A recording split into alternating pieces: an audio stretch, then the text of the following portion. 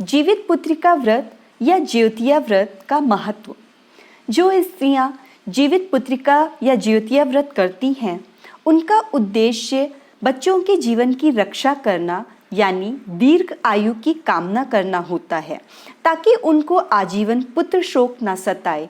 यदि पुत्र का अल्प आयु योग हो तो वह भी इस व्रत के प्रभाव से मिट जाता है और उसे पूर्ण आयु प्राप्त होती है। इसके अलावा जिनके पुत्र तो होते हैं लेकिन जीवित नहीं बचते, वे इस व्रत के करने से जीवित रहने लगते हैं। बच्चे का मरण दोष दूर हो जाता है।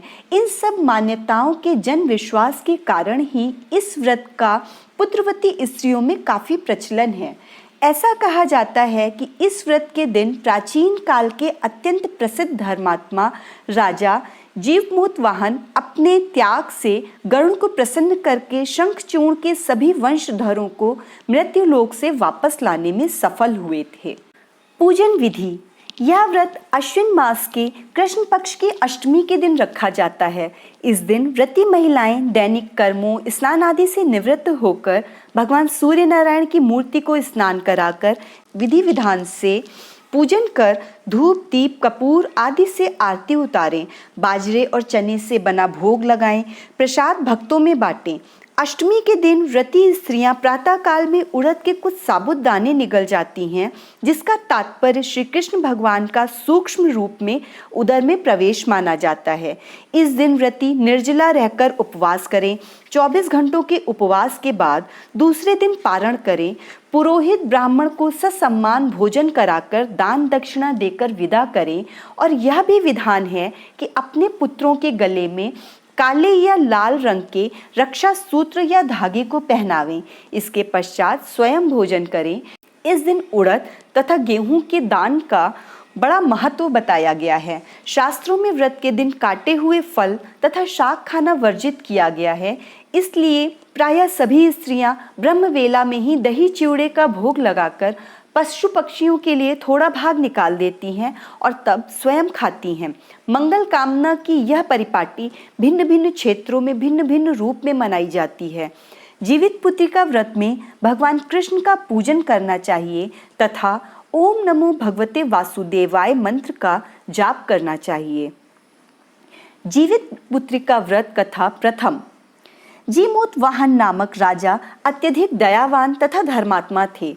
एक दिन वह पर्वत पर भ्रमण करने गए। उस पर्वत पर मलयवती नामक राजकन्या देव पूजन हेतु आई थी। वहां एक दूसरे को देखते ही उनके हृदय में प्रेम हो गया। परस्पर प्रेम दर्शन का यह दृश्य राजकुमारी के भाई ने देखा था। देव पूजन के पश्चात राजकुमारी अपने भाई के साथ वापस लौट आई। तत्पश्चात जीमूतवाहन जब पर्वत पर भ्रमण कर रहे थे, तब उन्हें सहसा किसी के रुदन का स्वर सुनाई दिया। वे उस स्वर की दिशा में चल दिए। कुछ ही दूर जाकर उन्होंने देखा कि शंखचूर्ण सांप की माँ विलाप कर रही है। उन्होंने उससे विलाप का कारण पूछा तो ज्ञात हुआ कि उसका एकमात्र पुत्र आज गरुड़ के भोजन के लिए जाने वाला है। जीमूतवाहन का हृदय द्रवित हो गया। वे स्वयं गरुड़ के भोजन के लिए नियत स्थान पर जाकर लेट गए। नियत समय पर आकर गरुड़ ने जीमूतवाहन पर चोंच से प्रहार किया, किंतु वे शांत भाव से पड़े रहे, हिले नहीं। चोंच में जब सांप का स्पर्श ना हुआ तो उन्होंने नीचे देखा, जिससे गरुड़ को आश्चर्य हुआ। वह सोचने लगा कि यह कौन पड़ा है। जब गरुड़ ने उसे खाना बंद कर दिया तो जीमूतवाहन ने पूछा, आपने खाना बंद क्यों कर दिया? मेरी नसों में अभी भी रक्त प्रवाहित हो रहा है, मेरे शरीर में मांस है, लगता है अभी आपकी भूख मिटी नहीं। गरुड़ जीमूतवाहन को पहचानकर पश्चाताप करने लगा। गरुड़ ने शांत भाव से सोचा कि यह तो दूसरों के लिए प्राण दे रहा है और एक मैं हूँ कि प्रतिदिन अपनी भूख मिटाने के लिए दूसरों के प्राण लेता हूँ। इस प्रकार अनुताप करते हुए गरुड़ ने अपने कलंकित रूप के दर्शन किए।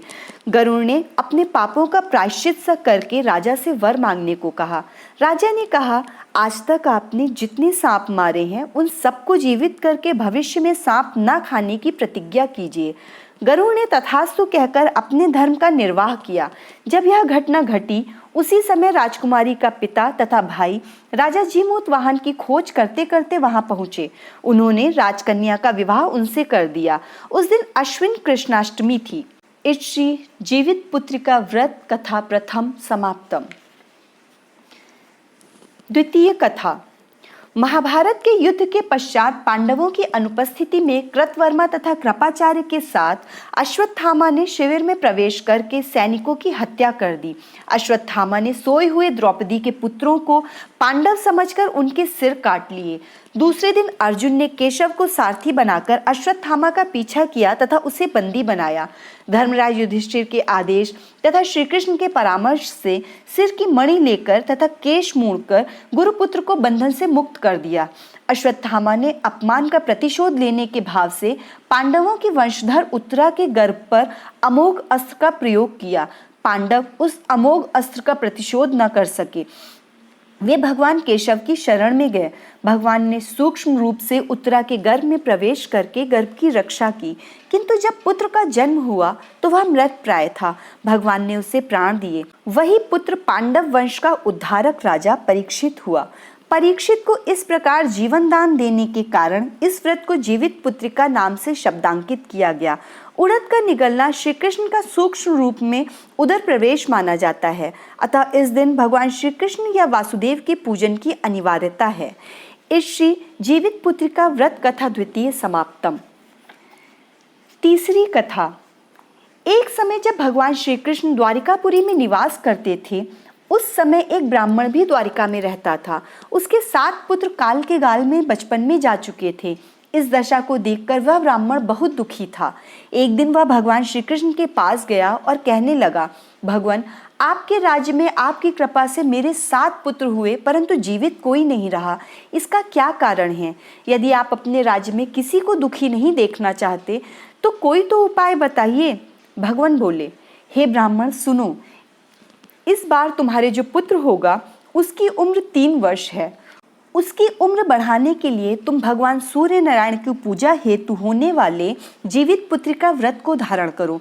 तुम्हारे पुत्र की आयु बढ़ेगी। ब्राह्मण ने वैसा ही किया।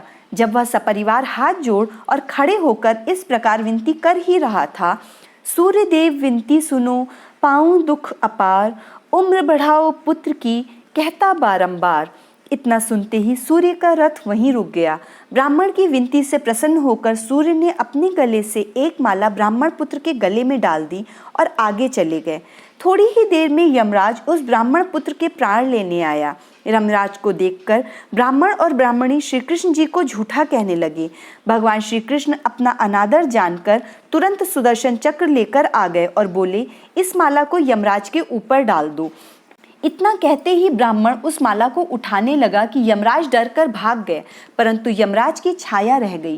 ब्राह्मण ने उस फूल की माला को छाया के ऊपर फेंक दिया, जिसके फलस्वरूप वह छाया शनि के रूप में आकर भगवान श्री कृष्ण की प्रार्थना करने लगी। भगवान श्री कृष्ण को शनि के ऊपर दया आ गई और पीपल के वृक्ष पर रहने के लिए कहा। तब से शनि की छाया पीपल के वृक्ष पर निवास करने लगी। इस प्रकार भगवान श्री कृष्ण ने उस ब्राह्मण के पुत्र की उम्र बढ़ा दी।